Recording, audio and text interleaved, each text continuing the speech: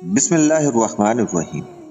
ناظرین کرام، جب کئی سال بعد دنیا کی تاریخ لکھی جائے گی تو ایک قوم المجرمین پاکستان کے بارے میں بھی تاریخ لکھی جائے گی۔ مورخ لکھے گا کہ قوم عاد، قوم سمود اور قوم لوط کے سارے مجموعی گناہ اس قوم میں پائے جاتے تھے۔ یہ ایک ایسی قوم تھی جو نام تو اللہ کا لیتی تھی مگر مانتی اپنے اپنے اعلی کاروں کو تھی۔ قرآن کو اپنی کتاب مانتی تھی پر عمل کے لیے انسانی ہاتھ کی لکھی ہوئی کتابوں پر یقین تھا۔ یہ ایک ایسی قوم تھی جس کو تعلیم صرف جاہل بنانے کے لیے دی جاتی تھی۔ اس کے حکمران بادشاہوں کی طرح زندگی گزارتے تھے مگر اس قوم کے نچلے طبقے کے پاس کھانے کو روٹی نہیں تھی۔ مورخ لکھے گا کہ اس قوم کا انصاف بکتا تھا۔ طاقتور کے لیے الگ اور غربا کے لیے الگ قانون تھا۔ اس قوم کے قاضی انہی کی طرح کرپٹ اور انصاف سے عاری تھے۔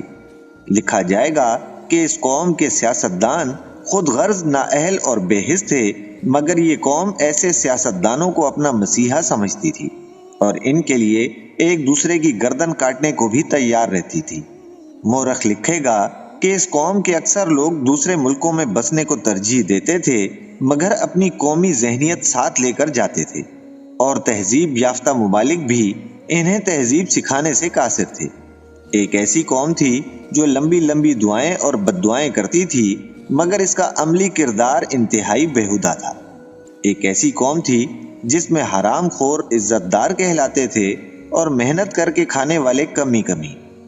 آنے والے وقت میں یہ قوم المجرمین پاکستان کے موضوع سے عبرت کے طور پر پڑھائی جائے گی۔ امید ہے کہ یہ ویڈیو بھی آپ کو پسند آئی ہوگی۔ اگر ویڈیو پسند آئی ہو تو ویڈیو کو لائک اور شیئر ضرور کر دیجیے گا۔